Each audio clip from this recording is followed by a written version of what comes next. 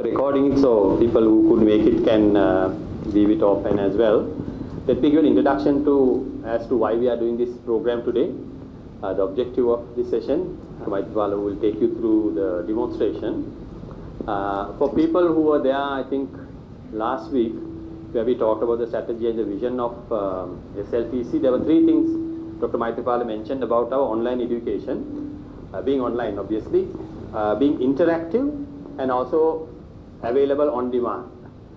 I think we tested our online capability during the last semester using Zoom and our Moodle sessions, but one thing that we noticed was there were lack of consistency, because I mean we didn't also know how to do that, we haven't done it before, so different people use different ways of doing things, but then there were a lot of different tools we could have used, like the whiteboard for example, where we can also have voice assisted PowerPoint for example, things like that, simple things we could have used.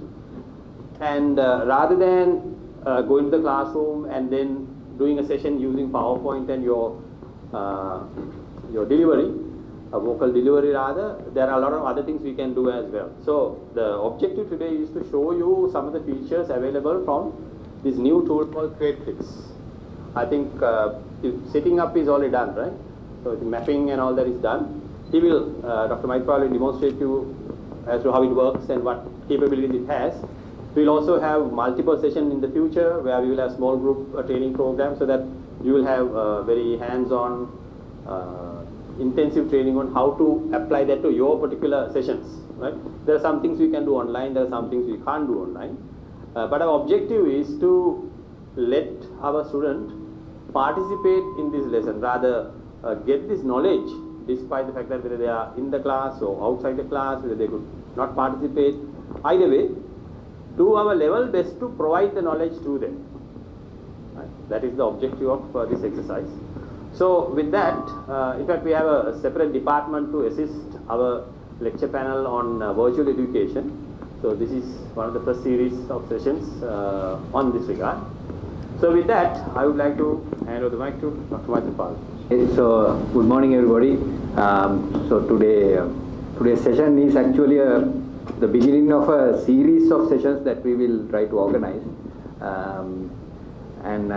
Like Ashmi said, well, why we want to do this is because we, as a young university of about 5 years old, we have established ourselves, we have started running, and now we have come to a point where we need to kind of consolidate what we are doing, systematize our processes, and concentrate on quality. Basically, we have to make sure that we are delivering what we have promised. So that is the phase that we are in right now. So we are going to take a step back and try to look at what we are doing in a more objective and a holistic way. So this is towards that effort. So what I thought is, so what we will do today is, though we have about 3 hours allocated, we will, I don't hope to kind of have a one-way communication where I will be just talking and you will be just seated here. So hopefully we will be discussing. So we will be mostly talking about learning, and so learning, I believe, is always an iterative process. Not only me, it is kind of like widely accepted that it's an iterative process. So what we will go through is cycles of refining our learning and teaching process. So this will be one of the first iterations.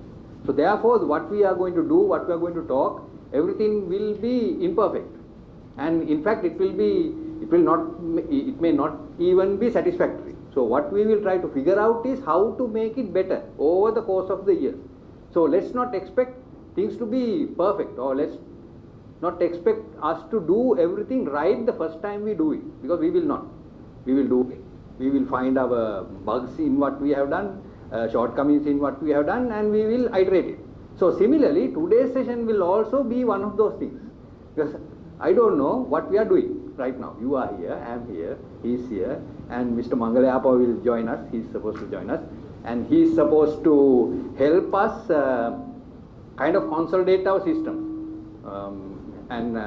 So when he comes, I will give you an introduction to him. So it's again an iterative process. So we will talk about it. And another aspect of learning is that it is active. So if I am talking and you are listening, it's not active. So hopefully we can make it a little more active for all of us than only me. Third aspect of learning, which we will also try to highlight here, is that learning is collaborative. What do you mean by collaborative? It doesn't happen in isolation. I talk, you listen and you learn, never happens.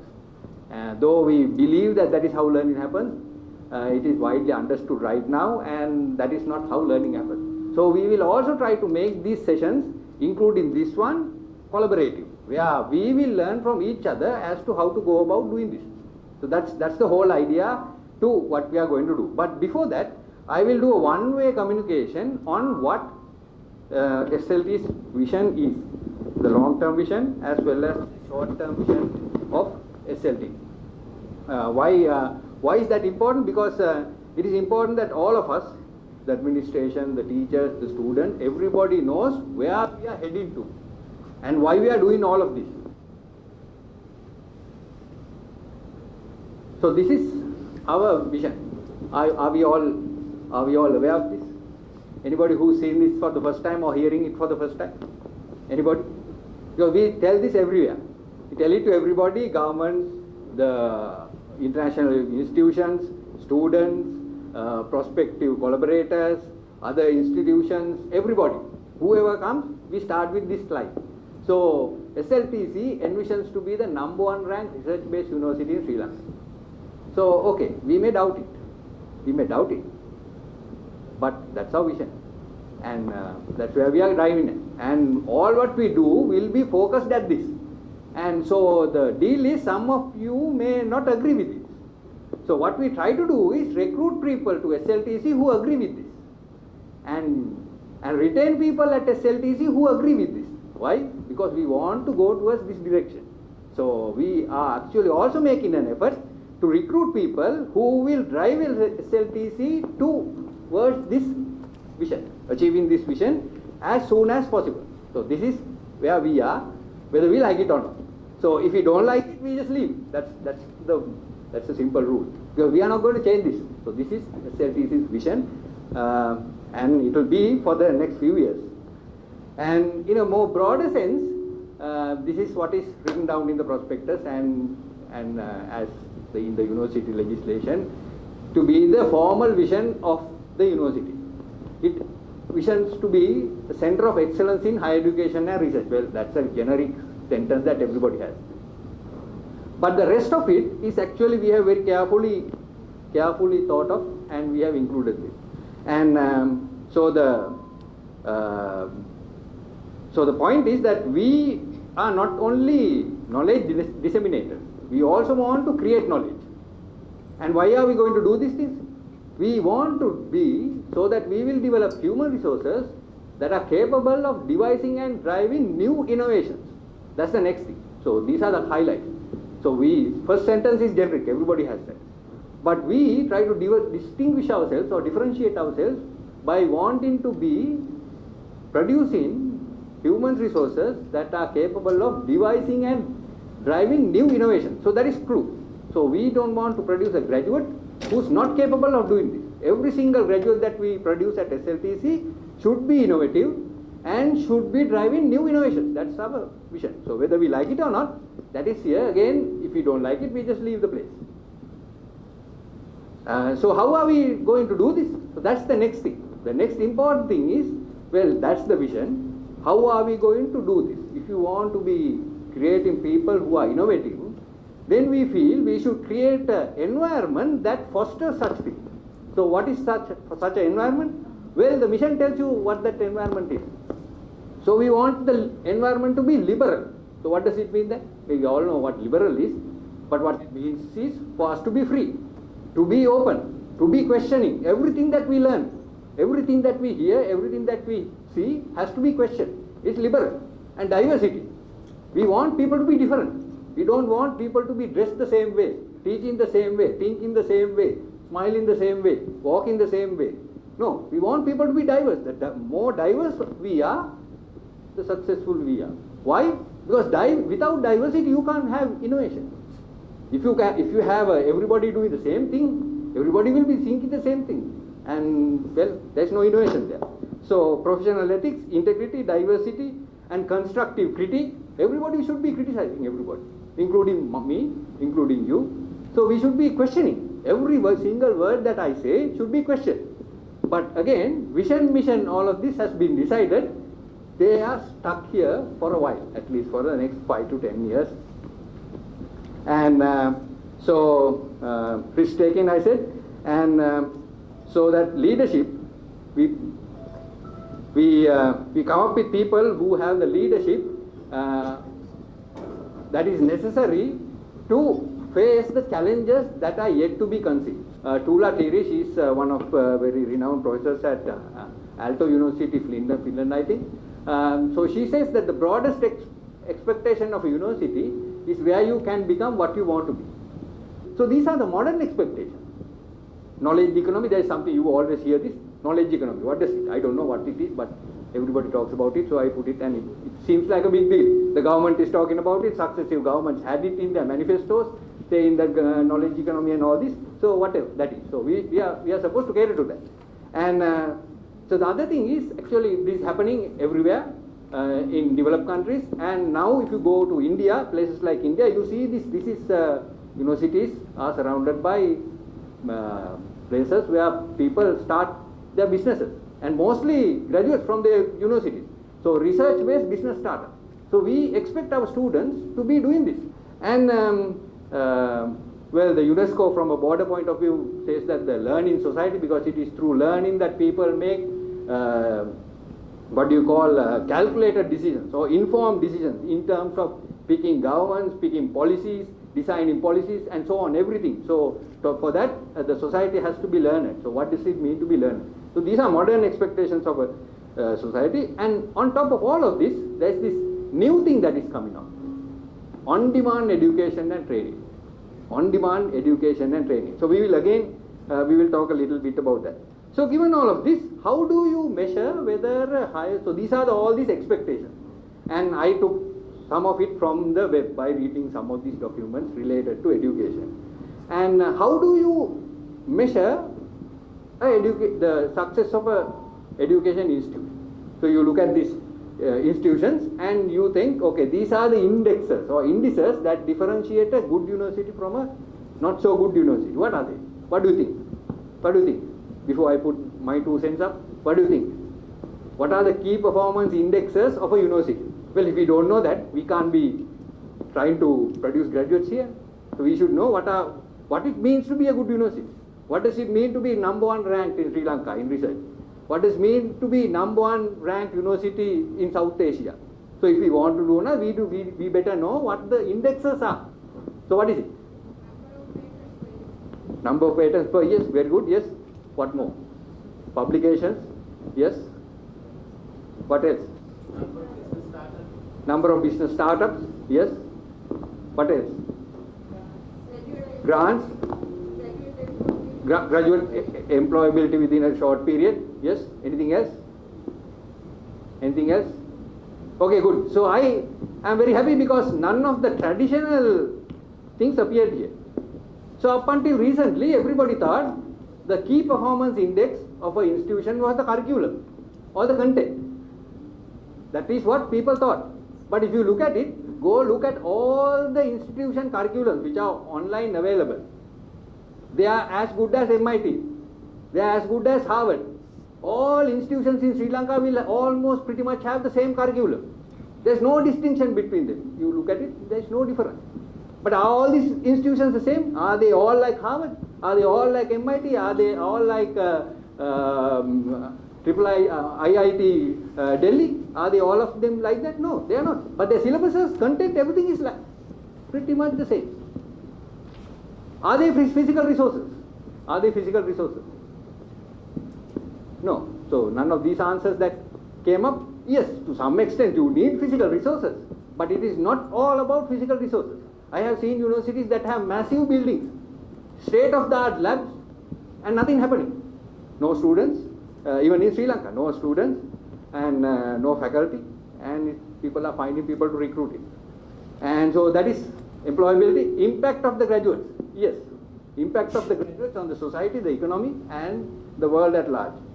And also the institutional capacity to deliver a world-class program. So out of these four, from what you said, actually the last two are what matters. And just let's look at how this is actually done. QS ranking is considered to be the topmost ranking mechanism for education institutions. And if you look at this is how the QS ranking is being done. 40% of the ranking goes into academic reputation. So what do you mean by academic reputation? What does it mean? 40% goes into academic reputation, 10% goes into employer reputation, 20% to faculty-student ratio, that is obvious, and then 20% to citations per faculty. Somebody said research, yes, so that is direct research output, 20%. 1/5 of university ranking is based on research output. Then international student ratio, international staff ratio, that's about 5%, 5%. Why do you need that? Why do you think people think it's a big deal to have international students, international faculty? Why do you think? Diversity, yes, what else? Different thought processes, yes, diversity, cross-culture, and that brings in different thought processes. Without that, you can't think differently. We are culturally bound to think in certain ways. It is only when somebody else comes from different outside that we start thinking differently, because that person starts thinking differently, because that is natural to that person. So encouraging international students, international staff is going to help us be diverse, is going to help us be innovative. And so that is why we have, as a policy, we are trying to get international students, we are trying to get international faculty, expose our students to international teachers, and expose you to interactions with international peers, and so on. Okay, so everything is clear. Let's look at this 40% of academic reputation. What do you mean by it? So I'll tell you this. This is how they do it. They take a sample of faculty, academic members from all these universities. They get a cross-section of international universities, and they interview them, a cross-section of international universities, and a random sample of faculty from these international universities, and ask, have you heard of SLTC? What do you think of SLTC? So that's how this ranking works. And they jot down the answer. They have a set of questionnaires, they fill it up.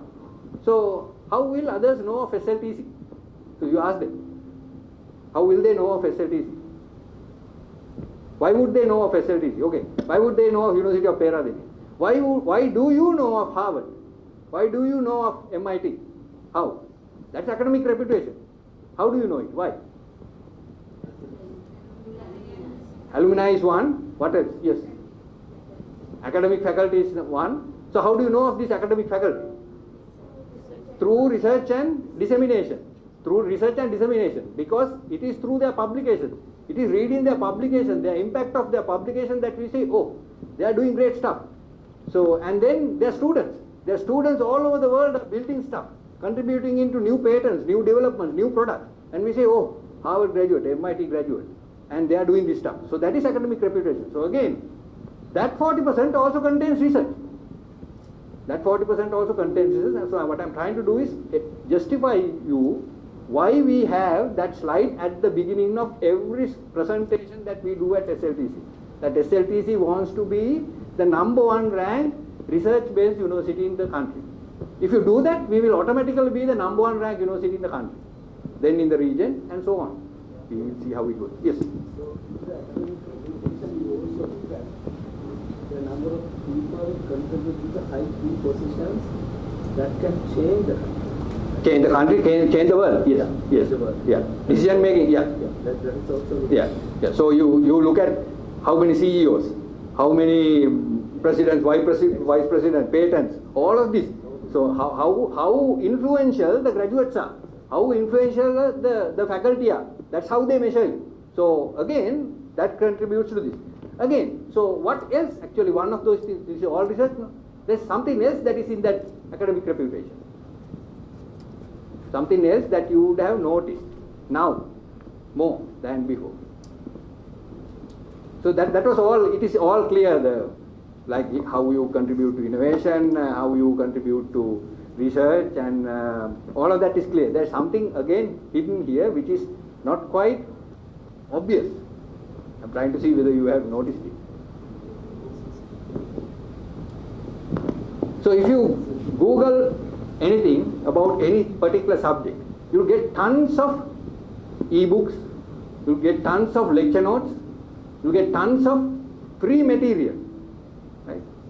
And mostly those are from top-notch university people who are making all their teaching material online freely available. And we, without any fear, if it is a note from somebody from Harvard or MIT, we, without any fear, we actually use it. Because that is academic reputation. So by putting our material online, we may not be that good, but we should believe in ourselves. We put our material online, teaching material, all our intellectual material. The more we make it publicly accessible to the other, it contributes to academic reputation. So you don't have to be a top-notch researcher. You can be a top-notch teacher and contribute to that top 40%. And actually Walter Levin, he's not a top-notch. Have you heard of Walter Levin? Walter Levin, former professor at MIT, he used to teach physics and his videos are viral. Every single video has about 200,000, 300,000 hits. And he was like who? He was like Amitabh Bachchan at that age, Amitabh Bachchan of education. He's that kind of guy. And if you look at his videos, they are amazing. And what he does is he does experiments in class. He's fantastic lectures. And he's not a researcher. But everybody likes his lectures, listens to them, and use them in their teaching, but no longer. I will come to that also. So, okay. So, key performance index of a institution are that. So, okay. So, I will omit all of this. So, the whole purpose of this discussion was kind of trying to motivate our vision, our mission, and what we are trying to do. And also try to give you this picture that it is not us. We are not doing this in isolation. This is what is happening everywhere in the world. And this is the norm. This is not the exception. Though it is the exception for this country, because we live in an island, we have very limited exposure, we don't have international participation, so we think we are the best. We think what we do is the best. All our state universities think that they are having the best curriculum, better than Harvard, MIT.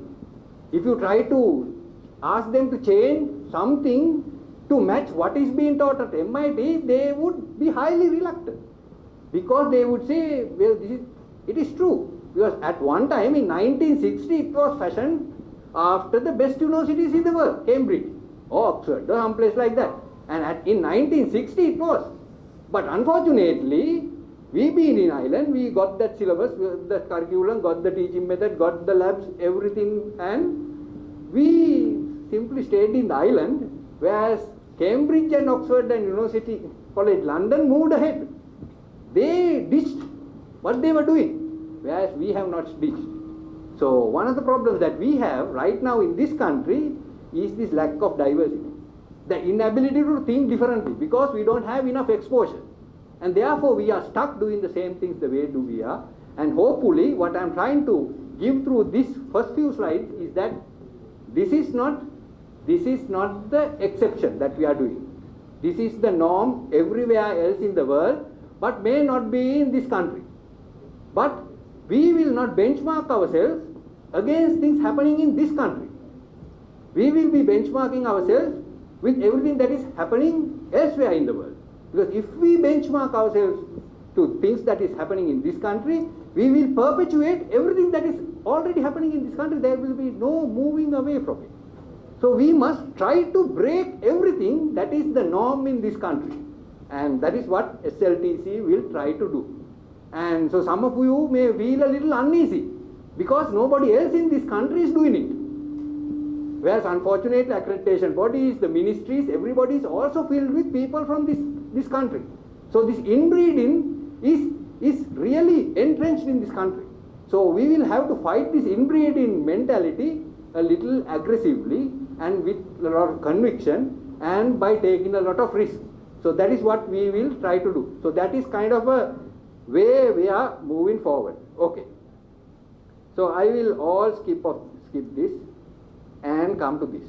Okay. So one of the things that we talked about right now is that we want to produce graduates who are globally competitive. Do you agree?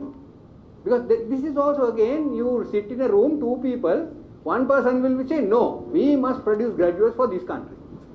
Other person says, no, we must produce. So this is 50-50 divided at least.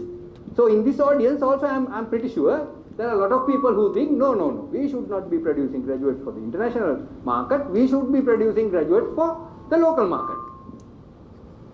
I'm not going to take a vote and ask how many are doing which one of this, we believe in it, but I am pretty sure we are split. And that's okay. Why? Because we think, well, our primary responsibility is to the economy of this country. That is true. But on the other hand, I believe by designing courses to cater to this country, we will never be able to lift this country from where we are. So if we want to lift this country to a different level, if we want to contribute to the economy, if we want to be innovative, if we want to be producing graduates who are capable of coming up with startups, coming up with new products, startups are new products, and new services. If we want to be that, we cannot think of the global, the local industry. We cannot benchmark ourselves for the local industry requirement. We have to think global. Because our products that we believe, that we expect our graduates to produce are not only bought by people in this country. Because it is global. Nobody will buy anything that only is seen in Sri Lanka. All products have to be globally competitive. So you can't produce somebody and expect them to produce something that is globally competitive without thinking globally in terms of delivery, in terms of vision, in terms of mission and everything. Because we have to be globally competitive. So what does it mean to produce a globally competitive graduate? That is our next step. So again, let me recap. So first, what I was talking about is a motivation for the vision and the mission of SLTC. Now I want to zoom in and talk about our output, our graduates. And our graduates, we believe, must be globally competitive. So how do we make them globally competitive? So before we do that, so that's one thing that we have to understand. Again, I told you, I don't have answers. All I have is questions. And what we will iteratively figure out is the answers.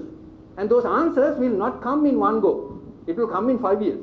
So we will have to close the loop over and over again. So what we are trying to do is set up processes that will allow us to close the loop.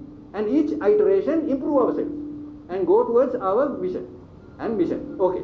So what does it mean to produce globally competitive graduates? So if you look at this, so let me,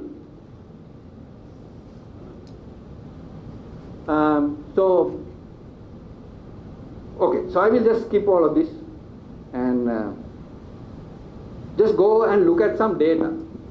So that is not clearly visible. So this is data taken before COVID. Mind you, this is before COVID, 2018, the World Economic Forum published these results. And if you look at these results, on the left hand side you have human intervention in doing a task in a certain job or in a certain industry or in a certain wherever. And on the right hand side, the machine intervention in doing that task. So in 2018, 71% of the tasks globally were done by humans and only 29% was done by machines. And they are predicting that by 2022, 58 will be human and 42 will be machines. And they are predicting by 2025, 48 will be human, 52 will be machines. So you see, machines are overtaking the tasks that are being done by humans. And now we already, so this is, though this is data, this now we actually see. Most of what we did, COVID has made us resort to machines or being automated processes. So this is now even more so. By 2025, that predicted number will be more towards machines than towards humans. So this is one very important piece of information. Why? Why is it important from an academic point of view? Why is this? Why do you, so there's a reason why I think it. Why would you think that this is important? Or do you think that it is useless? That's a useless piece of information. Why? There is not actually a threat to, yeah, It is a threat for conventional employability. You are right, conventional employability. But there's opportunity for unconventional employability and therefore for university. You have to convert it in, and you have to actually take into account this. So if our curriculum, if we are focused in producing capabilities that can be replicated by existing machine, will that person be useful? Will anybody hire that person? You teach them, you skill them, you tell them that this is the most important thing that you do, and you emphasize a whole lot on them. Put all your resources for them to do a certain thing. They go into the industry, they find a machine that is doing it. Will that person be useful? No. So we have to be very careful. This is why. Because we have to be careful and we have to make sure that we produce graduates who will be doing things that machines can't be doing. That is why this piece of information is very important. So in our curriculum development, in our delivery, in our attitude, when we try to influence students, mentor them, we have to keep this in mind. We have to ask them, what is it that machines can't do?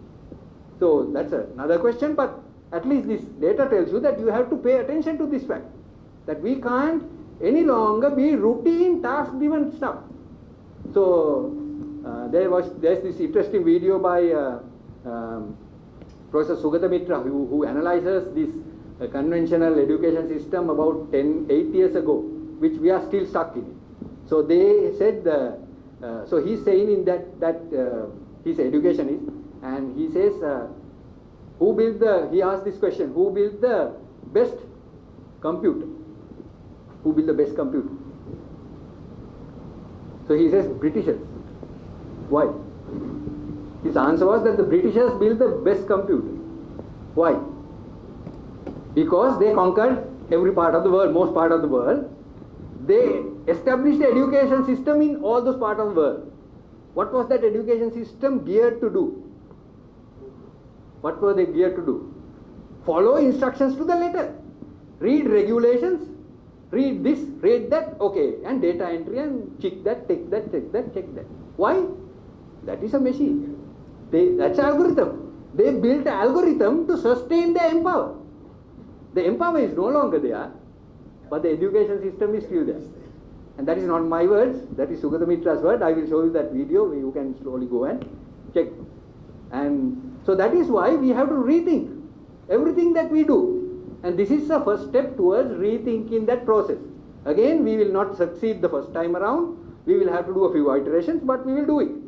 So again, this is another excerpt from James Plummer, former Stanford Dean. So I should tell you a little bit about this guy also. He is the one who introduced Build Your Own program at Stanford. Stanford has an undergraduate program that the students can build. So they have a bunch of courses and they have a bunch of prerequisites. Students just follow those things. At the end of the 4 years, they decide on the degree that they get, not the institution. That's the flexibility that Stanford offers. And that was introduced by James Plummer. So he's an electrical engineer, and there was this summit in Singapore, 2017, where these people, so except like us, we think we are doing the best so that we don't need to do any changes and everything will be good. Everywhere else in the world, people are worried that these new things are going to cause problems. Why? When they think of engineering education or any education, they think of 40 years ahead, not 40 years backwards. They think of how the graduate will be 40 years ahead. That is, the curriculum right now is not for graduates of 5 years down the road, but for 40 years down the road. So they had this big summit to discuss what changes they should bring into engineering education. And in this summit, he gave one of the plenary talks, or actually the keynote speech. And this is what he says: engineers of the future will not resemble the engineers of the past. They will have to be able to do what machines of the future cannot do. So he said in 2017, this data backs up his statement. And let's go a little more and show you a little more data. This is the expected job landscape in 2022, again by the World Economic Forum. Data analysis and sciences, artificial intelligence and machine learning specialists, general and operational managers, software and application developers and analysts, sales and marketing professionals, big data specialists, digital transformation specialists, new technology specialists, all are up to 8.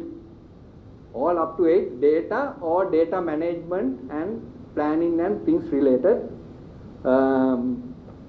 Organizational development specialists, information technology services. So nothing hard things that we think right now are in that top list. And the top 10 decline in jobs, if you look at it, data entry clerks. Why is it going to be obsolete job? Because I take my phone and say 2 plus 2, how much? Google Talk will tell me how much it. Open a spreadsheet, enter this stuff. It automatically enters. It already my phone does it. So that's happened. So data entry clerks are not needed. Accounting and bookkeeping payroll clerks, not needed. So if you are going to have a program or any course that is going to deliver people cater to that job market, we better scrap it soon. Because those jobs will not be there by the time these students will graduate. So this is another piece of picture that I want to tell you, that though we are in this position, the rest of the world has moved further forward, and these are the trends that are predicted. And when we design our programs, when we design our delivery methods, we better think about these things. That's all I'm saying. Because we have to think about this, because that is what will make our graduates globally be competitive. And if our graduates are not globally competitive, our IT industry will itself come and tell us, your graduates are not good. Why? Because they don't know how to do things. So 3 things. 2 things we talked about. 1, our vision of being number 1 ranked research institution, and I hopefully tried to motivate you guys as to why we think that is the most important vision and the right way to be. And then I talked a little bit about our output. So what the global data or what global industry is expecting from our output. So that's the second thing that I talked about. So let me talk a little bit about how do you give this output. So we have a vision and our output is in line with the vision. And if we want to give this output, how do you go about doing it? That's the next question. So to do that, one of the key things that comes up is in this teaching learning, because that's the whole business about it. It is about learning and teaching. Well, I don't want to use the word teaching because teaching is a word that is obsolete. I firmly believe that nobody can teach. Nobody can teach. And I have taught for now, like since 1999, I have been teaching undergraduate students. 1999. Even before that, at University of Peradeniya, I was a teaching assistant, so I did tutorials for undergraduates. So if you really count it, from 1996, I have been teaching. And I have tried each different offering, I have done something different.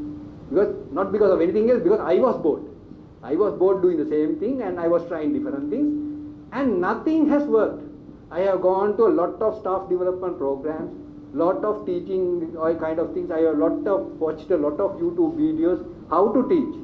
And I have never found a satisfactory answer. Why? Because I can't teach. I teach a class of about 400 students. I teach thermodynamics, first year thermodynamics, that's a 400 students. So I tried one way. One way was, okay, I tell you, and like a big fat know-how guy, I just tell them, this is what it is, and I go to town trying to explain them, I look at their eyes. So there are people who interact with me, I am very happy. I look at the results, end of the day results. 20% have got what I said. 20% have genuinely got what I've said, enjoyed it, they have written fantastic answers, my out-of-the-box questions were answered.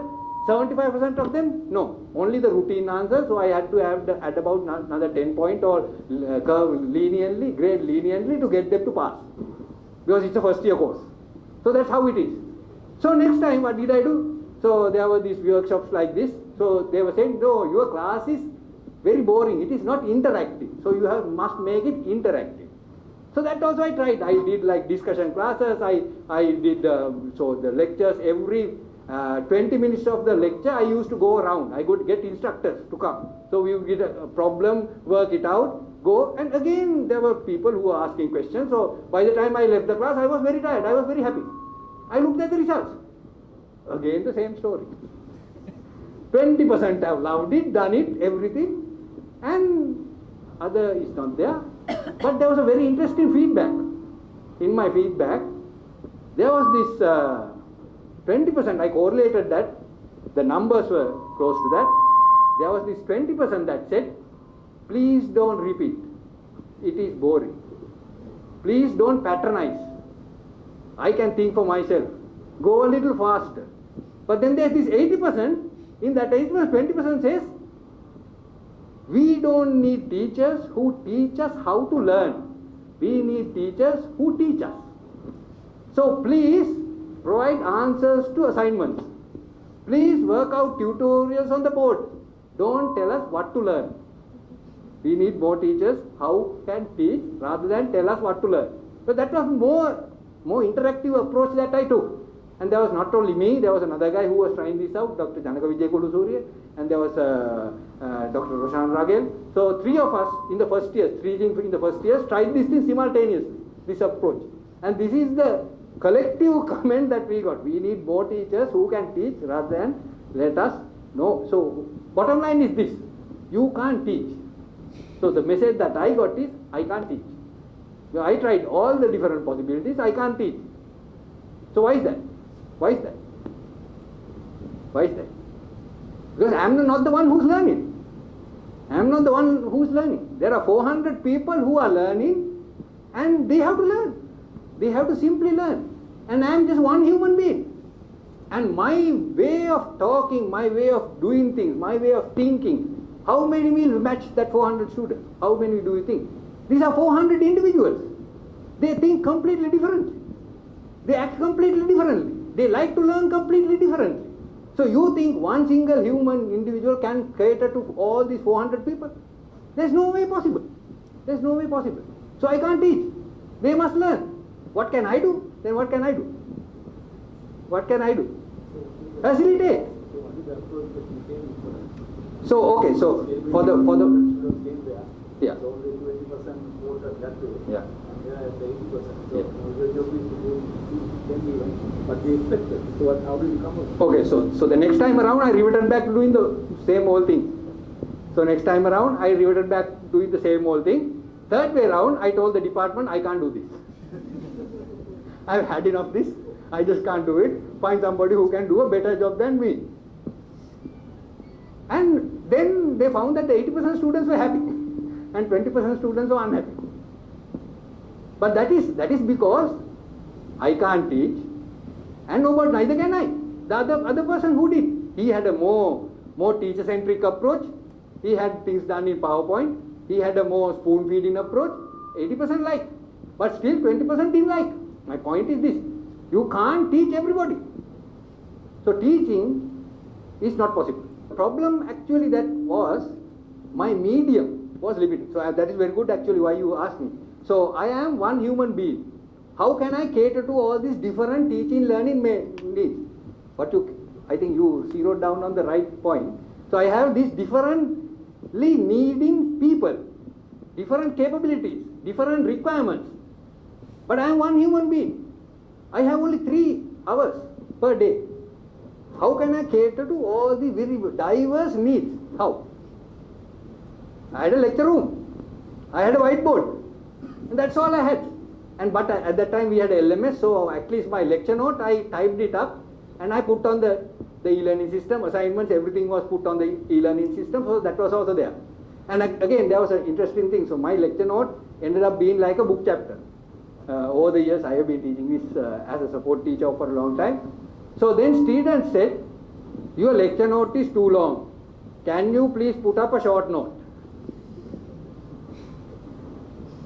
But then there were students who said, I love your lecture note. I love your lecture note.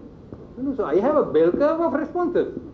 There are people who love it, people who hate it, people who are saying, I never looked at it. So how? That's the question actually. So, but we have to cater to these people differently. But I am limited by resources. Yeah, actually, one of the things I can do. Yes, please. Recently, there was a student who sent me a message asking that can we see he was sending that can we see a past paper, right? So I don't know how to answer if I don't have a past paper. Then I just happened to see that, oh, there mistake, I can see where it has happened. Then I said, Puta, we do not teach or we do not produce graduates who only can respond to the pre-seen questions. So if they go somewhere and then see, I have been told, that's what the tuition masters do. You give the question paper, you give the answer, they cannot answer if the question is different, right? And so that happened. Then I said, we produce graduates, we expected the graduates to come out with, in a way to respond. All of a sudden, if we find something different, how to come out, right? Then he was, nicely, I realized that he was telling me, sir, this is something different. We should have been told this one at the very beginning of our education. If that had happened, I would never have seen, asked for a question paper. Yeah, this is the mistake that we are having, right? Yeah. So so again, there are people, and so I also actually adopted a similar way. So I give the assignment. Half of the assignment is from deeper understanding of the previous stuff. Other half I have not touched. So they have to turn it in early morning. When I come, I collect the assignment. And if you again grade it really, 20% have answered. I have 20 answers repeated all over again. And that's how it is. But I didn't care. I did, those who want to try it, they did it. I never graded any of those also. I just, attendance marking is what I basically did. So in this next questions, to answer them, they have to think before they come to the class. They have to do that stuff. At least go through the lecture note, go through some other stuff, or answer those and come. Simply by measuring student performance, we will know whether it has been successful or not. Not by feedback, not by asking people whether they liked it or not. Just by looking at how they perform. For interaction. Interaction is what we are going to use physical resources for. So that is our way of thinking about this whole thing. So physical resources, how you do the interaction, I don't know. Maybe you can give assignment so that the person has to go through the lecture note, read other things and do the assignment in class. So you can either go walk around and discuss with them. Or maybe you can say, okay, anybody has any questions from my lecture? So somebody might say, okay, 2 seconds down that lecture, I didn't understand what you said. So then you can go to the blackboard and read this is what I tried to say. But we will do that. So that is interaction. Why is it interaction? Because we are doing it on the request of somebody.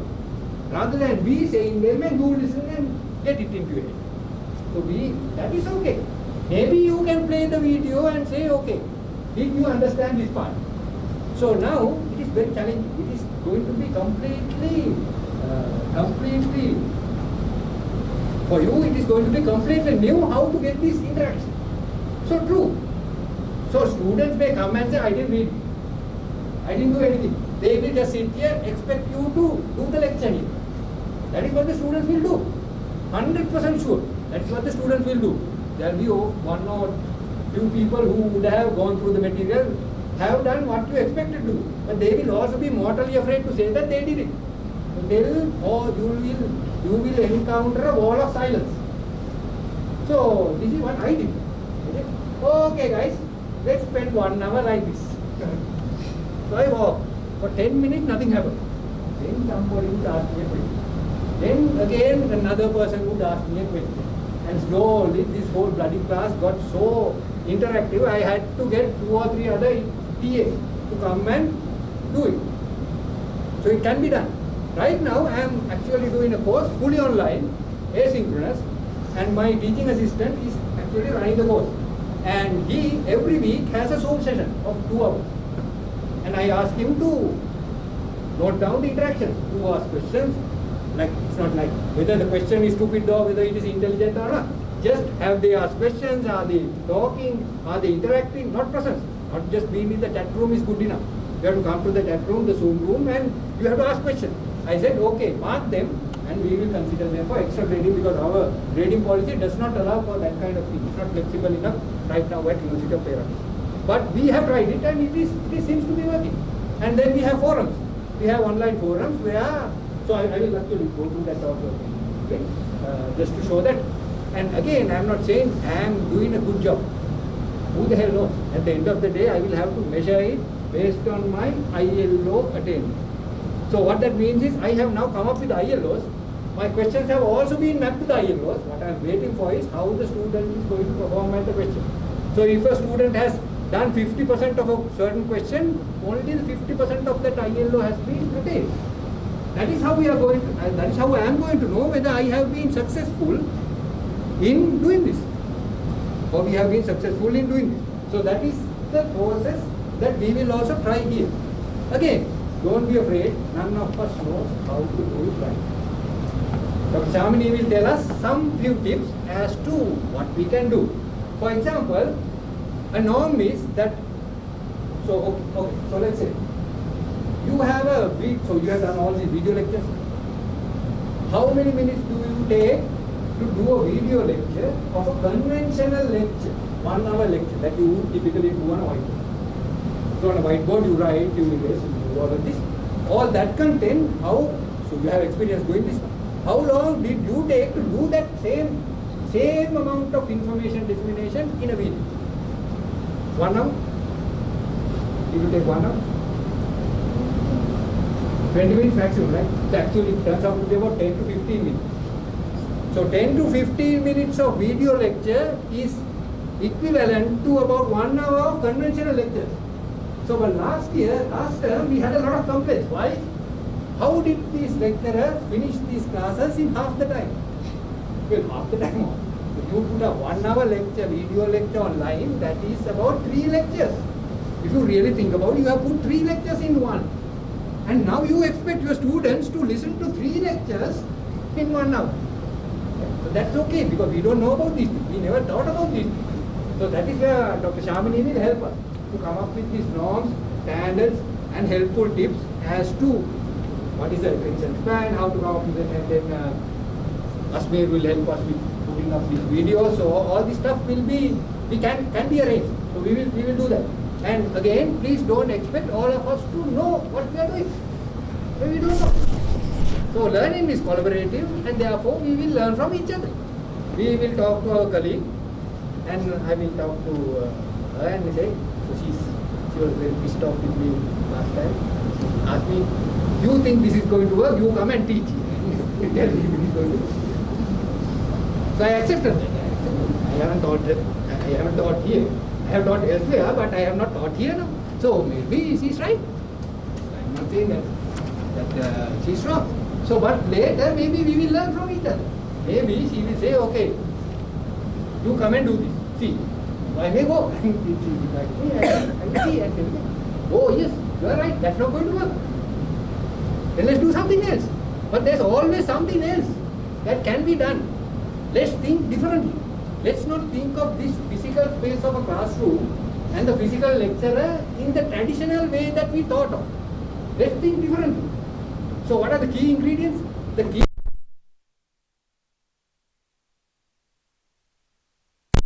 will have to be very clearly and concisely specified so that without holes that it captures what we expect from the student. Next step is let's map that to all the assessments that we are going to do so that by looking at the assessment results, we will get some kind of a gauge as to the attainment of the learning outcome. That is number 1. Second one, make all information that can be disseminated one way available online. Lectures, lecture notes, assignments, everything that you can do, don't use the valuable physical interaction opportunity to disseminate one-way information. Because that is very precious. This place where we can get to interact, let's not waste by giving one-way information. Let's put all of that online. That's the second rule. Third one is the most difficult one. All of that is fine, can be done. Third one is how to use this physical space so that we interact with the students. That is very challenging and there is no one single answer for that. Why? Because every 2 individuals will interact in completely 2 different ways. I will interact with you and I will interact with her in completely 2 different ways. So interaction is, there is no universal way of getting people to interact. It is bloody hard. It's very hard. But it can be done. Can be done in the sense, not 100% satisfactorily. We will try to work it out some way. And again in this process, you will learn. We will learn by discussing all these practices. So that is the plan. That is the plan for the next semester. That's what we are going to do. So we will I've been going one way, so I will, so what I would like next to do is show what I have tried a little bit, my unsatisfactory attempts. Then I will actually try to introduce you to the Creatrix platform that we are trying to introduce to SLTC. That is the online management system for running programs to evaluating students, everything. It also has a LMS. That LMS may not be as good as what you have right now. We are trying to iteratively get it to a good place. But what is important in that system is it allows you to map ILOs to assessment and everything that you do. That is not available, that was not available in any of the platforms that we look for. So the reason why we settle for this platform is simply because of this reason. A usual LMS does not provide you that. Moodle doesn't have that facility, Canvas doesn't have that facility. We have talked about it, right? We looked at the we came up with an analysis of the two things. So this outcome mapping was not available.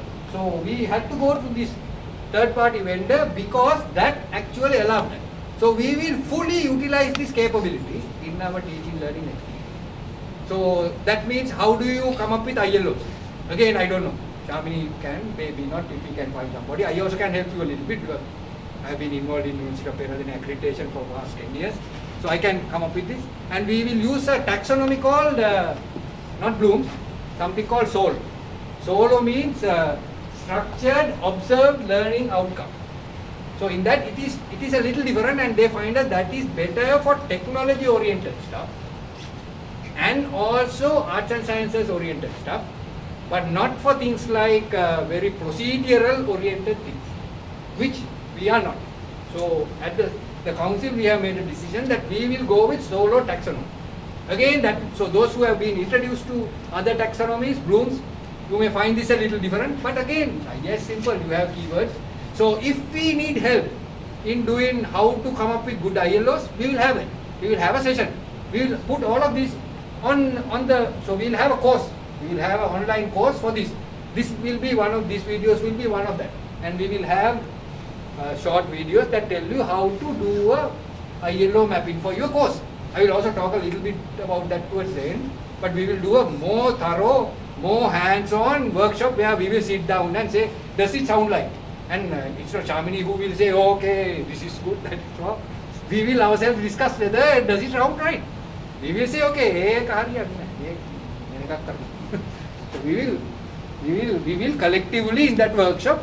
So these are all again voluntary. We are not going to force anybody to do this.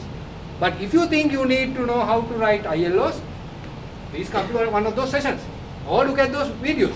And so some of you are more experienced in writing those, some of you may not. And again, you may not get the ILO right in the first time. We just want you to try. So another thing that we are reluctant to do in this country is try things without it being perfect. We always want things to be perfect before we try. Why? Because in our culture, failure is not accepted.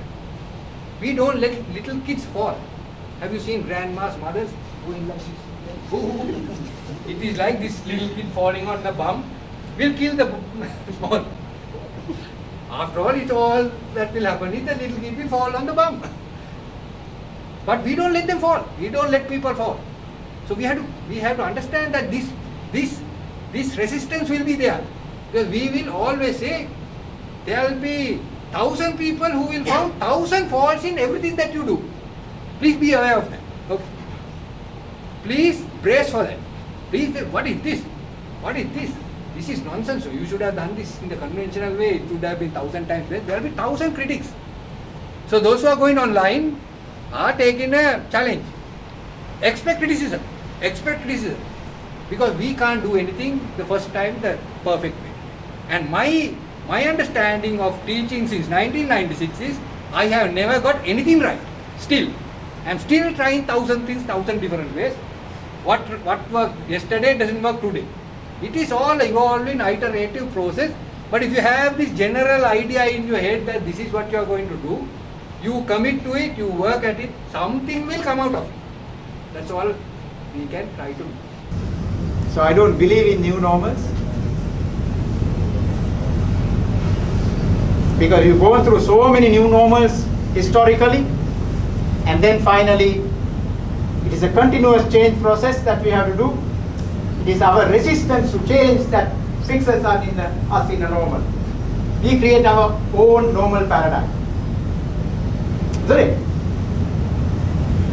There's nothing called new normal. What happens tomorrow? Can anyone say? Did you know 2 weeks before COVID that COVID is going to come? Today we have so many committees looking at the central bank fiasco.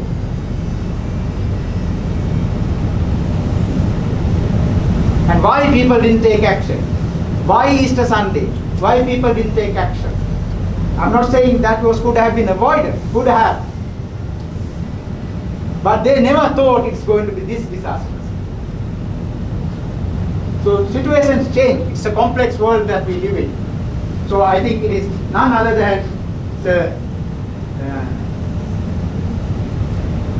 than Charles Darwin who said the species will go change. I had a part of that slide, Darwin is there, which says it is not the strongest who survive, it is not the most intelligent that survive, but it is that animal who could survive through changes, who adopted changes. That's my biological learning. So if you don't change, no survival, no future. That's in business. That's the company I joined. Shipbuilding, you can see how rudimental, how basic we were. What is required is Japanese level of shipbuilding. I studied shipbuilding theory in Russia, but you have locals, Simon Pereiras, Sugata Palas, and Apuhamis here, who has to be transformed to build modern ships that can be exported to Japan. That was my challenge. Please visit Colombo DocCat website. There are a couple of videos. I'm not going to use that. And this is another model. How you learn? Let's skip that. This, I think, Muga touched upon top 20 skills for 2020. This is at the World Economic Forum. Complex problem solving. Not simple problem solving, Dr. Chandan, not complex mathematics. But use complex mathematics, learning to model complex problems and then find solution. That's only a tool. How to transform Sri Lanka. I may not necessarily be good at mathematics, but I have an idea how it can be done. That's what necessary. That's the action that you need. Critical thinking. Are we creating that in universities? So are we creating dogmas?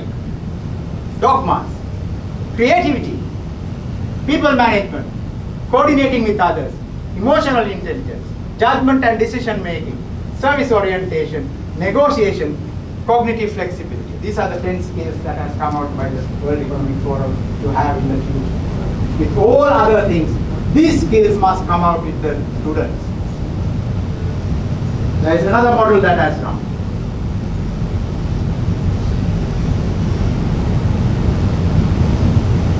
Literacy, numeracy, scientific literacy, ICT literacy, financial literacy, cultural and civic literacy. Even the engineering students must have this. Other side, critical thinking, problem solving, creativity, communication, collaboration as competences, character qualities, curiosity, initiative, persistence, grit, adaptability, leadership, social and cultural awareness. So, are we there? So like I said, that's my end. There's a huge, humongous challenge before Sri Lanka. pure actions will not transform Sri Lanka. It will make little things little better, but it will not transform. You need a paradigm shift. You need a quantum leap. You need to tunnel from 19th century to 21st century. You need to create that tunnel and go in a quantum leap. That's not easy. Like Muga said, we can't wait till the perfect pathway is created. He has shown us actually, so again to reiterate, the reason that we have sought his services is that he has proven that this kind of thing can be done. He has transformed Colombo Dockyard, and so that's a massive venture, and so we are hoping that he will be able to do that kind of thing and help us also adopt things that are not quite natural to us, but are quite alien to us, and be able to help us in the transformation. So we will kind of wind it up, but before I wind up, I would like to tell you what we have in mind for the next few days. So we will have similar sessions organized, and what I was so the next one will be actually give you a brief introduction to this Creatrix platform, where you will be able to create your lessons, plan your lessons, map them to outcomes, and map the assessments to outcomes, and see how all of these is attained through the student attainment. So that's the objective. So right now again the platform is not perfect. We are trying to get the vendors themselves to actually customize it the way we want. What they have is a very hierarchical institutional setup, this platform, because that is what is practiced in India mostly. So we are requesting a lot of customization and flexibility that allows a lot of freedom to the module owner or the teacher, lecturer itself. And that is taking us a little bit of time because they are not used to it. So we will again start with a platform that is not perfect. And so please, with your feedback, we will hopefully make it good and we will improve it. And so next session, I will try to introduce you to that platform and how we may be able to use it. So we will figure it out. So I think I will talk to. We also can have some. Yeah, definitely we will. So also we had one session by them, I think. So this will actually we will. Sam, I was requesting them some customization. Hopefully by the end of this week that will be resolved. So what we may do is I will allow Dr. Shamini to come up with this interactive session. We will have online sessions, physical sessions if necessary. So I will let her come up with that. And within that process, I will also shift in one of these. And what is most important is this. So what you can start thinking right now is the following. So let me get to that.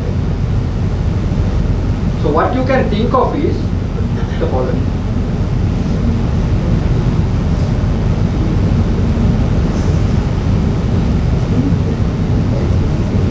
So this all of you are you aware of this? So before the start of a semester, before 1 week before the start of semester, everybody has to prepare. Everybody has to. So everybody who's teaching a module, is a module owner, has to come up with this. So this is called the course outline or the course plan or whatever you call it. And what it has is you have all this basic information. And then you have all these basic institutional adapted strategies. So what I'm not sure is, are these numbers fixed or can the lecturers? They are not fixed. So the lecturer can decide on these numbers. So that's one of the problems that I'm having with Creatrix, because Creatrix has only one such grading pattern. So I want Creatrix to give that flexibility to all the lecturers to change these numbers. So that's one thing that we are trying to do. And so this is those intended learning outcomes that I was talking about. So you will have to specify this. So this is basically the content. So as far as I'm concerned, the content can be blank. These are the intended learning outcomes. And so we will, when we come to a certain advanced level, these will be the only things that will be approved by a Senate, and we will leave it to the lecturer to figure out whatever the content or how we are going to do it or whatever that will achieve these things. So we will basically only look at this. So this is kind of like a syllabus outline, like topics and all of this. So having this will help you. set up. So the Creatrix will also be organized in a similar fashion. You will have activities like 1, 2, 3, 4, 5, and these activities can be grouped into sections, assignments, videos, or whatever. So I will go over this. So what you can do is actually start thinking of putting this together for your own module that you are taught, or the modules that you are doing. So this will be circulated. Has it been circulated among the staff? Or? Yes. Yes. It is already there. Yes. Okay. So this is the place to start. If you want to do any changes for this particular semester, come up with this. We will, as a group, look at each other. We will have a workshop where we will finalize this for each of our modules. And then what is interesting and important is that we map these intended learning outcomes to program outcomes, assessments to program outcomes, and so on. So we will come up with this course plan. And having this course plan will help us transform all of this to the online platform. Also, the online platform will also be similar to this. So I will just give you a quick look at it. I will not take a lot of time. Just give a quick look at what it looks like.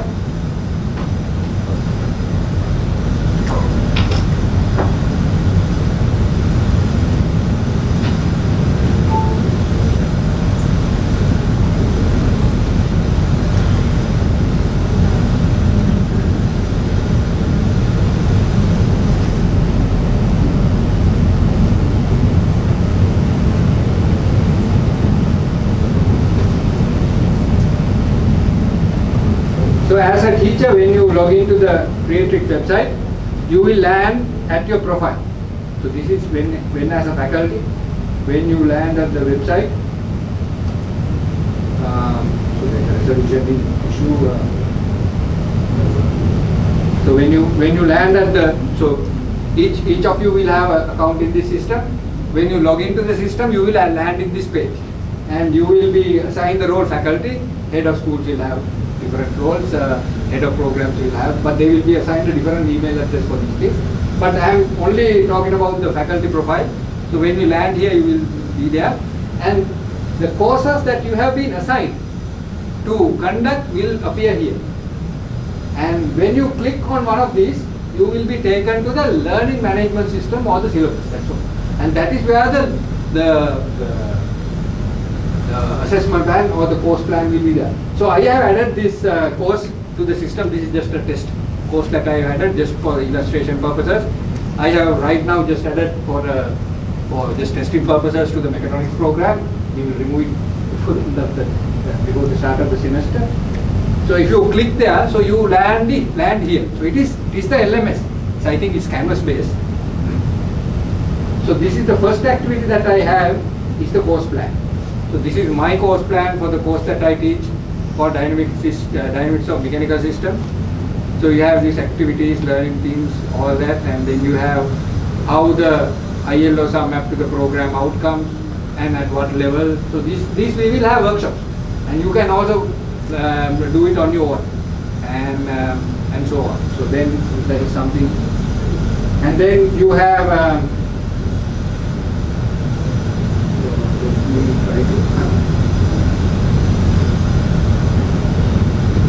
So this is a typical page. So you can have class notes.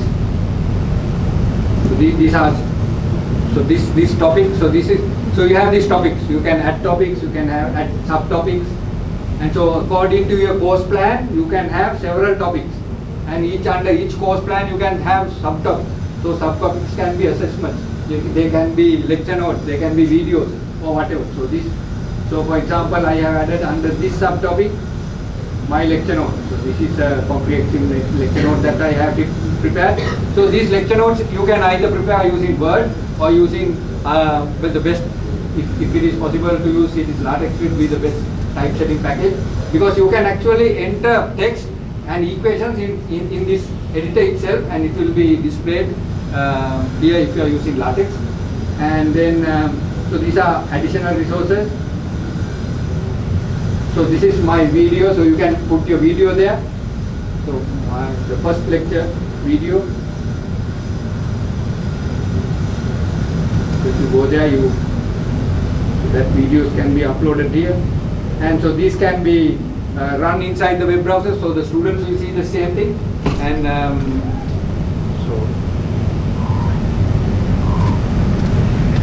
so all videos can be added.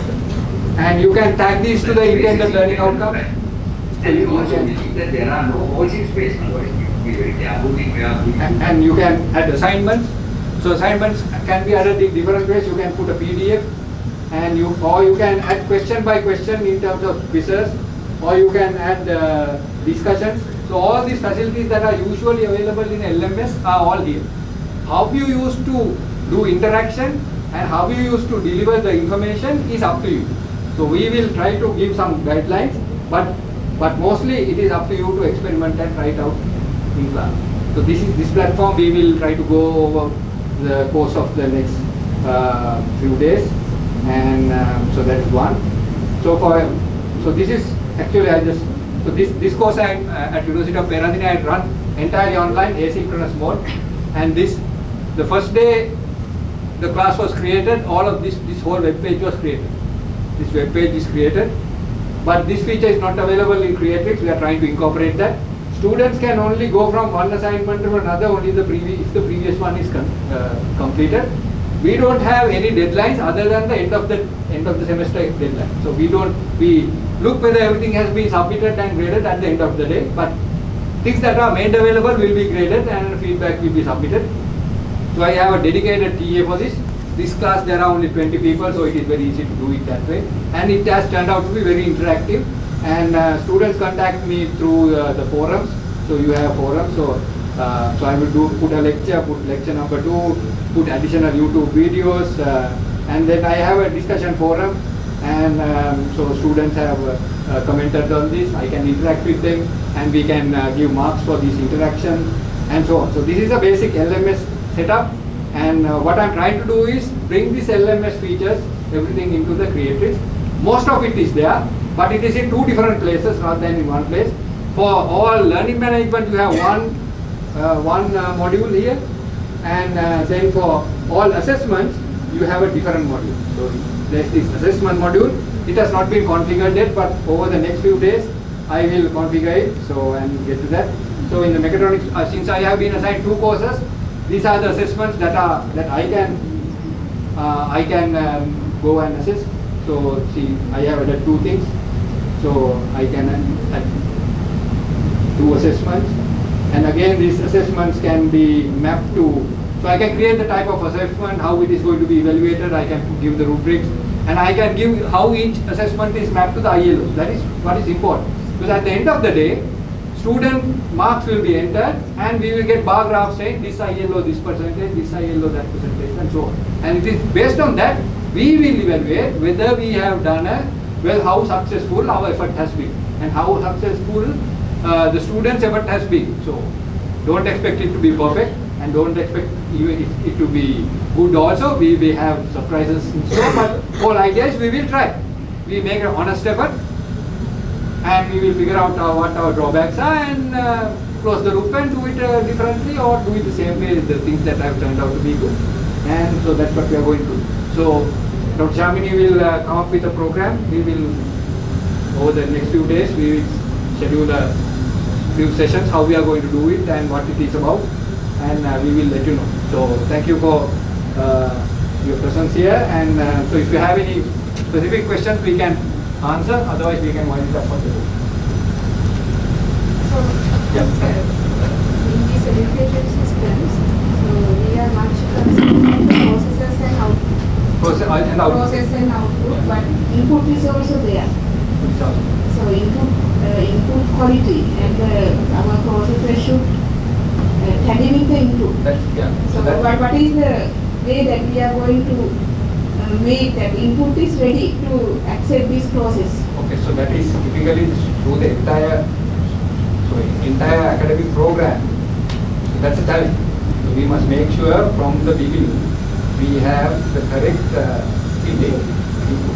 If not, we must make sure, like Mangal said, a bridging program that brings us to the expected input level. So once that is achieved, it is through prerequisites that we guide. But we can't expect always 100% achievement by everybody. So that is something that we will have to accept, that there will be failures, there will be people who cannot keep up with this, and that actually is acceptable. Not that it is acceptable, it is necessary. If everybody is going through the system with all their passes, that means there is something wrong with the system, what we are doing. It's not that.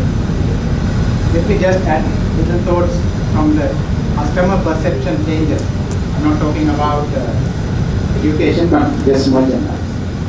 Earlier the approach was mass production.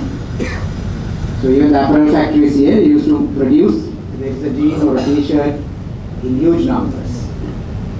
So you get maybe $3, $2 for a jean stitched in Sri Lanka, including material.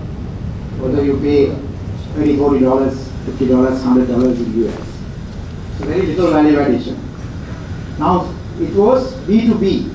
So that means a business here places a product, sell the product to a business conglomerate in US or in Europe or something like that. They will place orders world over where it is cheaper. Today this is completely changing. Now it is B2C. Customers place online orders. I like a jean of this quality, this design. So see how the whole manufacturing process is changing. Your manufacturing system has to transform to not to do mass production, but to do bespoke product that the customer is asking.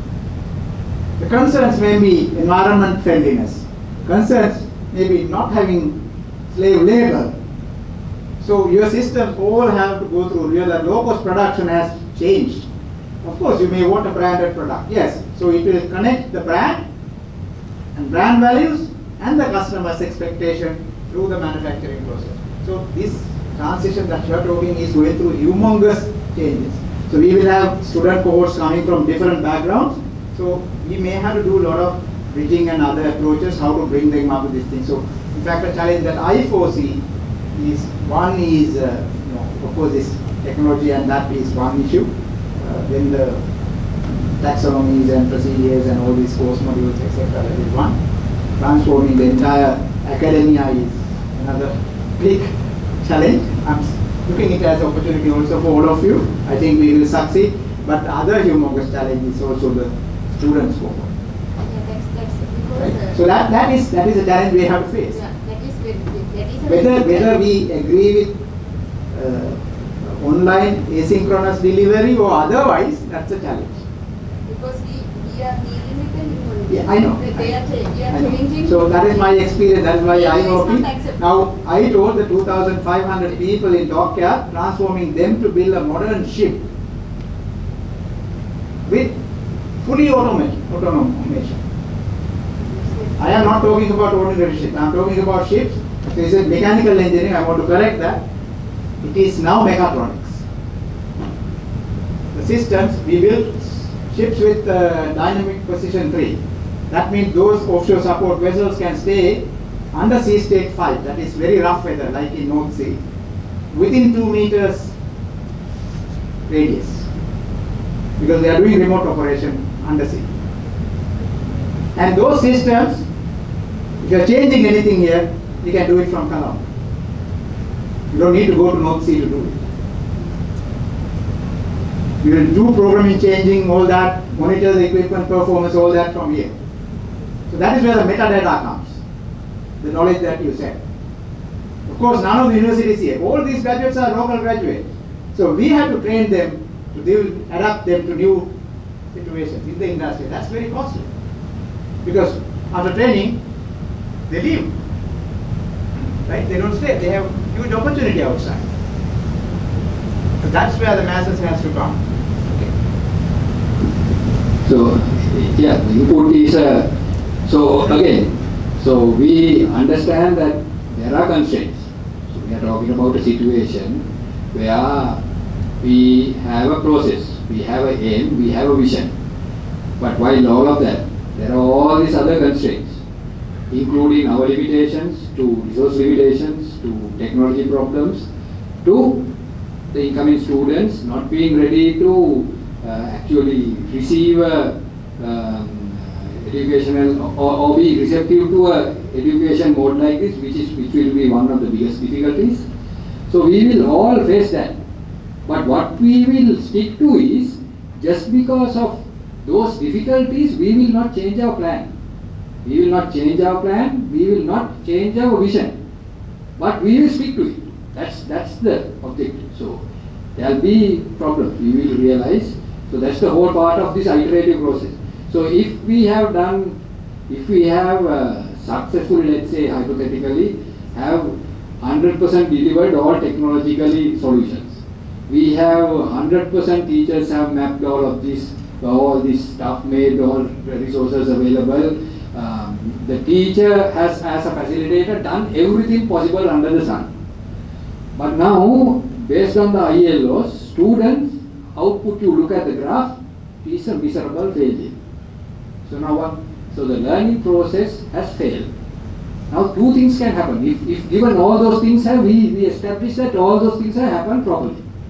Now two things can fail. One is ILOs have been set at a too high level. So we agree that ILO mappings, assessment mappings, all of them have happened at a very successfully and they are good. There are no loopholes in that. So then two problems. Either the ILOs are too much, where the student expected, so students can't keep up with, or the ILOs match our program objectives, and so therefore the ILOs must stand. Then now students who have come into the class are not capable of keeping up with it. So that would mean that the prerequisites have not been met. So then we have to ensure that the prerequisites are met. So but what we will not do is not sacrifice or compromise on the ILOs, nor our plan or vision of doing it this way. Just because we want the numbers to look good. So for a few years, we should expect to have bad numbers, but that is not saying that all of us should just slack and not try and just let things be bad. So given we have tried as an institution, as individuals to do the best job, things still may not be good. That we should be able to, we could expect, but be pragmatic. But we will through the process try to improve all of that. That's the best idea.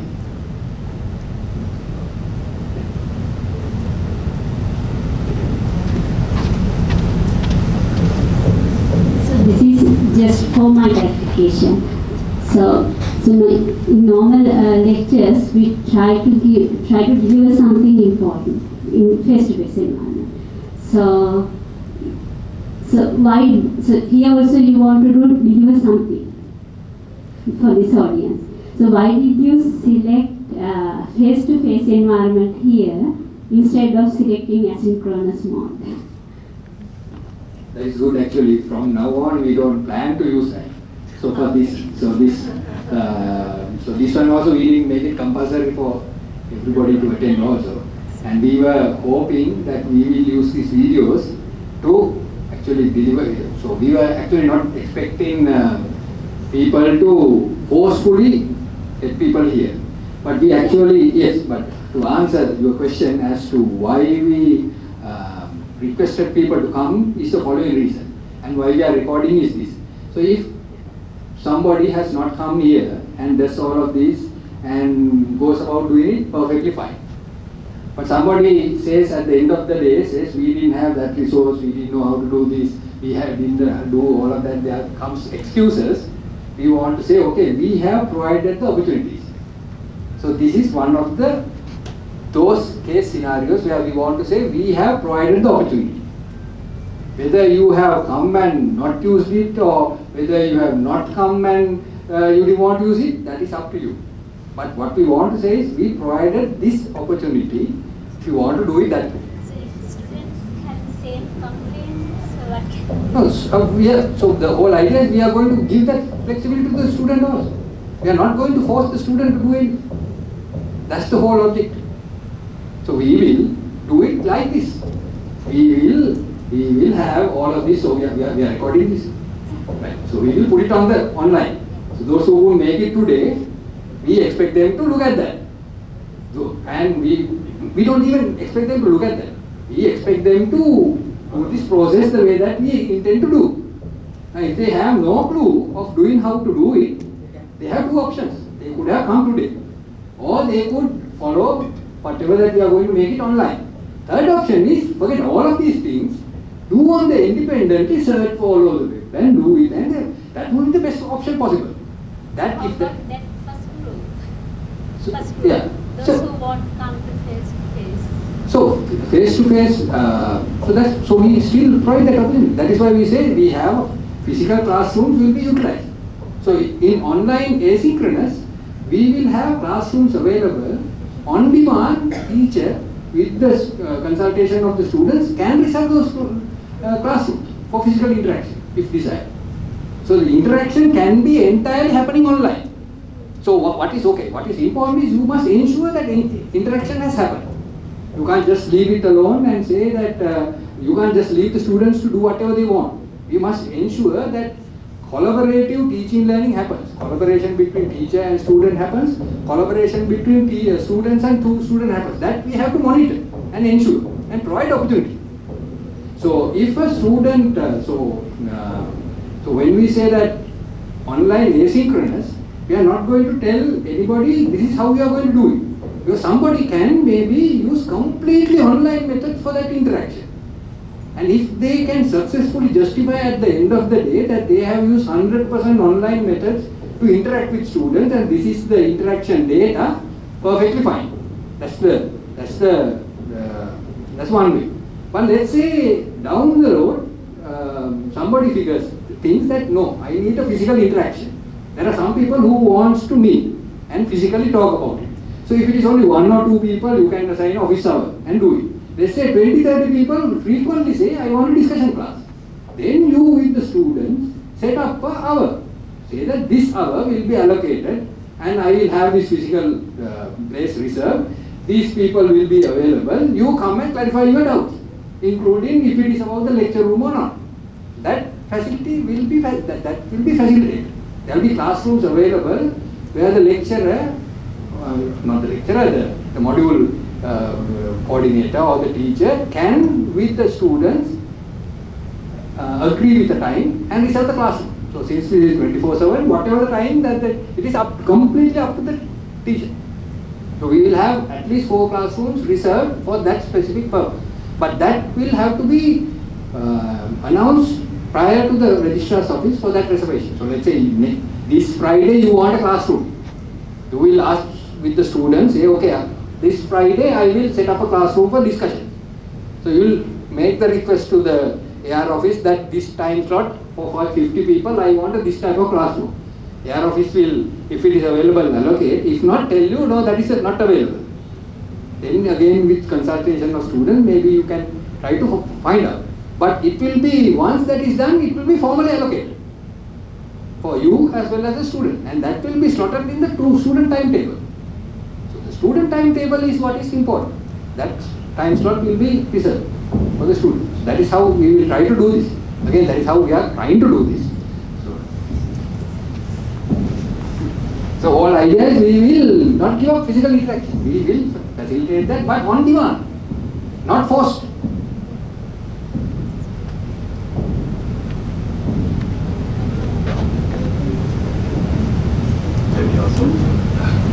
Let me also add a few things to that about the input. I think during the different days of the month I wear different hats. One such hat was running this UniPrep program last semester. We did an experimentation where we tried to teach them how to learn, because we realized people don't know how to learn, how to read something, how to summarize something, how to make a presentation, things like that. So although it ran and I think a large percentage ended up at the business school, we realized the importance of that program. So we are running it again this time as a generic program where they can go to any faculty through that. So we will improve the program there. And also I think CCSE was running a program on learning skills. So I think those are the things that we can do to help students on learning, how to learn rather. Now the technology here facilitates giving knowledge rather, giving material. Some they can watch and learn, read and learn, some where they can do some work and learn. things like that. Yes, I understand we are still, whatever said and done, we are dealing with Sri Lankans. Sri Lankan students who are coming from various backgrounds and they have different levels of education and knowledge level. So a lot of people are still expecting hand-holding and spoon-feeding. So yes, it will take a long time. But like we did many different things, like we experimented with many different things, I think this is a chance for us also to see how this change is going on. And that's why I think we have this gentleman here who had transformed Apuam is to build, ships that go to North Sea, right? If we can do that, we have better educated people here, and our objective again is to bring our student population also to that level so that they will be learners rather than expecting spoon feed. A long way to go, of course. It's a good step now, yes. I think for the 5th of October, you can give students few workshops regarding this new mode of delivery and these things.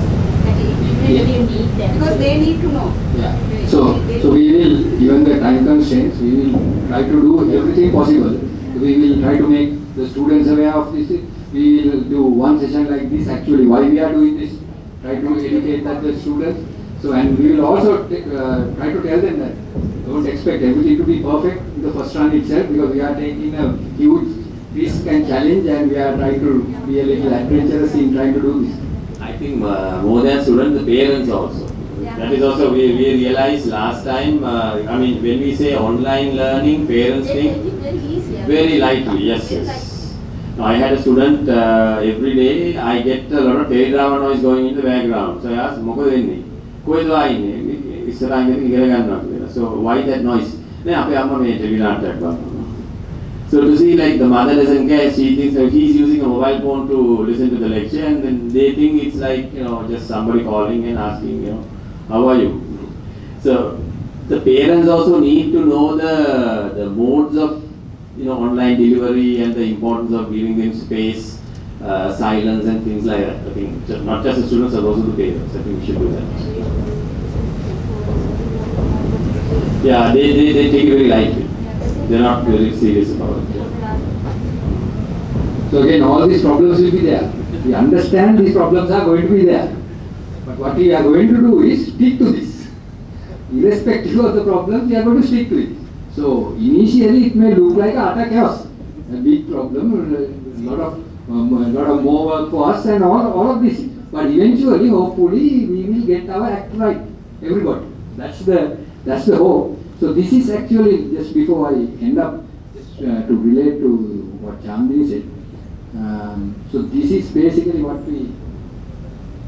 So this is a picture of the lecture room in the first modern university in the world. Everybody must have heard of it. University of Bologna in Italy. It is about 1,000 years old, and that's a traditional classroom. And you look at it, there are people sleeping, talking, looking at others, scribbling, and the lecturer is up there. And so if you look at it, what is pathetic is 1,000 years later, I was also in a lecture room like this. At one time in those benches, and another time actually on the other side of the benches, but practically that is what it was, and it had to be, because those days they didn't even have printed media or anything, writing or anything, so they had to listen. 1,000 years ago they had to listen. Then when it came to us, it was not about listening, they could write, so we could write it back on a piece of paper and take it back home, and that is how it was. Now, no longer, this situation is no longer true. That is what we have to accept. This situation is no longer true. This information dissemination can happen in various different ways, so let's use it. And this is how the things are happening in modern universities. And this is a modern university classroom, what you see on the right hand side. And notice, you can't see the lecturer. There is no teacher. There must be somewhere. They are actually, in these systems, they have one teacher, 2 or 3 TAs, through seniors doing mentoring. All of them are in this classroom, probably. And notice that not everybody is doing the same thing. There is one person opening up a book, another one looking at a laptop, another one talking, and all of this is encouraged. Why? Learning happens collaboratively. The best learning happens collaborative when you learn from each other. So, copy is that's a. So that's. But right now, copy also has become rote learning kind of thing. So, but it's good for the guy or girl who's doing the copy. So this is what we want to do. So we will have a classroom where interaction happens this way. Maybe the student comes and listens to the lecture. So we schedule an interaction session. There's no reason why the student does not have to come there and listen to it. But the thing is, there may be somebody else who's doing assignment while doing it. And somebody else talking to a student and saying, that is fine. And we have actually tried these things out. Even with 400 students, thermodynamics, we actually converted the drawing office, since you know it, the drawing office into large collaborative learning spaces where it accommodated about 50 people. So there were 10 groups each, and they would come and, so we tried this. I have been requesting that type of things for a long time, but still. So we will. So right now, SSCC just started running, so we will try to get it right. Just to give you a little hope, change happens slowly. Just imagine how much time you took to get up when you were crawling. And all of you have children, so you would have seen how your children slowly learns. It's an arduous task, but it happens. They all learn, right? So that's one. So human beings can transform pretty fast. That is one. So what is necessary is you are frozen into a particular set way of paradigm thinking. So we have to unfreeze it. So when this chaos happens due to that, so when you unfreeze, it's thermodynamics. So then all these elements are start moving helter-skelter, right? But you manage it. It is not unfreezing without any management. That is what all of us has to do. To manage this thing and form it to a different form. Okay? Make it a different form. New learning culture, which I call the new normal. Okay? So you shift from the normal to the new normal. But that new normal may not be the perfect solution. So there may be several new normals which will take you to the ultimate thing. That is trial and error. So that's how we need to do. Because if we wait till that perfect situation comes, isometric mimicry එක කරන්න බෑ. කොහේ හරි එක ගෙනල්ලා මේ දාන්න බෑ.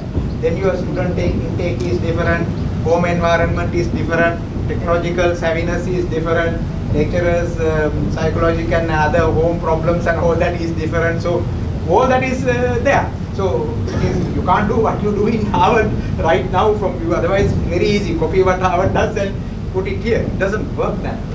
So we need to evolve this through us.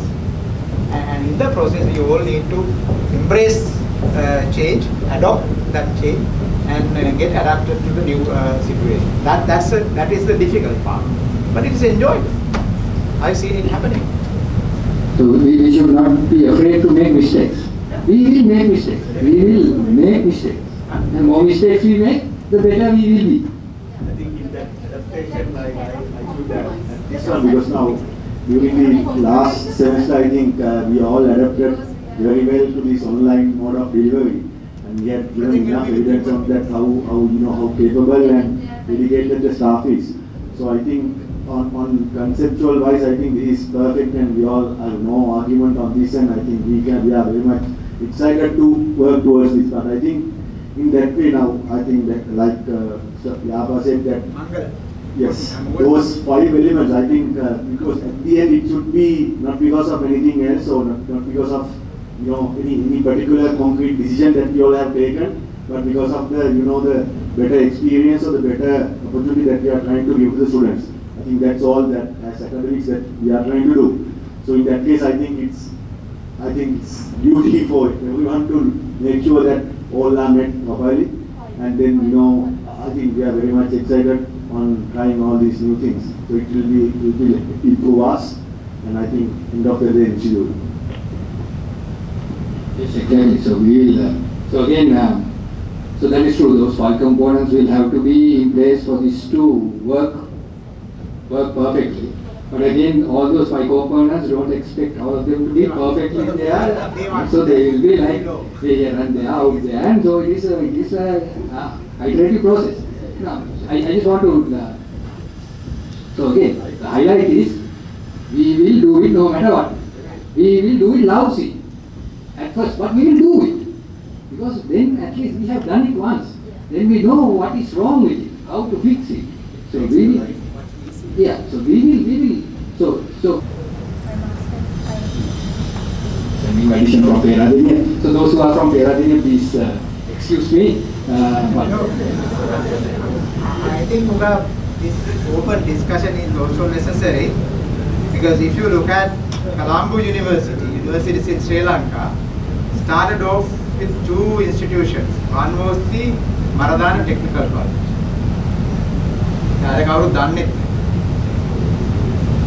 Right? It was affiliated to University of London. The degree was given by University of London.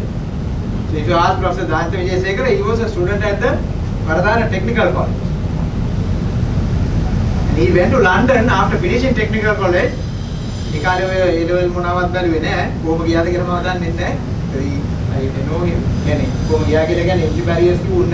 So he went to London, did 2 years and got his certificate as a engineer, BSc. Medical college also, Colombo Medical College. It was a college affiliated to the University of London. It is only 1972, after Sri Lanka became a republic, Britain severed this relationship. Right? University of Moratuwa was also a technical college. But I asked, did we have all the facilities? Now you mentioned Peradeniya was people are shifting to Moratuwa, right? Because it is better. It started off maybe in 70s, our time, with very, it's a technical college. There was not enough infrastructure or facilities, not enough lecturers, right? So that is how education started. Even Harvard, even MIT, across the river. They are started with some endowment, some this thing, some $250 or $2,500, somebody given and that kind of thing. But moved because of this guidance. That is one. Second, if failures are going to be a problem, you will all be in the dark. Because had Thomas Alva Edison has not failed so many, 190 times or something like that, he would have never invented the light bulb. He has still been trying to see perfect light bulb and it's going to come. But he failed so many times, but every time he was encouraged, okay, I at least know one other way of not making the light bulb. So he came up with the light bulb. Right? Modern day, like I said, Jack Ma was asked, you know what is Jack Ma? Alibaba.com. Alibaba.com is Jack Ma. Now he was asked by management, gurus and other things in the interview, journalists asked, Jack Ma, what is your story of success? I said, why are you trying to follow my success? Ask me about my failures. You can learn better through them. That's how I did. You think I was only successful? I had so many failures. And I eventually found one way to be successful. So those, not mopping it is not going to make you. You have to understand, learn through your failures. So failures are pillars of success. But the thing is, someone has to pay. Right? So let's try to see, to minimize that, and then move forward. That's totally different.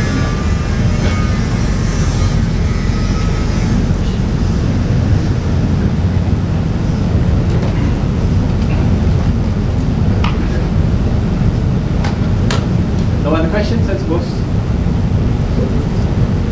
Thanks. Once again, thank you very much for coming today for this session. If you notice, we had about 240 something units that we will be doing next semester. Out of that, we noticed about 60 something module leaders selected as they wanted to do online. And so that was a special invitation sent to you because you opted for online delivery. And we wanted to make sure all these resources and the plans are shared with you firsthand and then open it up for everyone.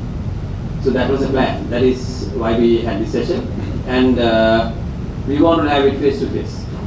That's why we invited everyone here today. I hope you learn something or the other. I think Dr. Shamini will be having a small groups dedicated for each, I suppose, departments and faculties, where it will be more customized to your area. This is basically explaining to you the vision and our plan for the whole university. So let's move forward. I think as we go on, we will share you another timetable on some of the things that we'll be doing. And we will be also sharing a lot of stuff online.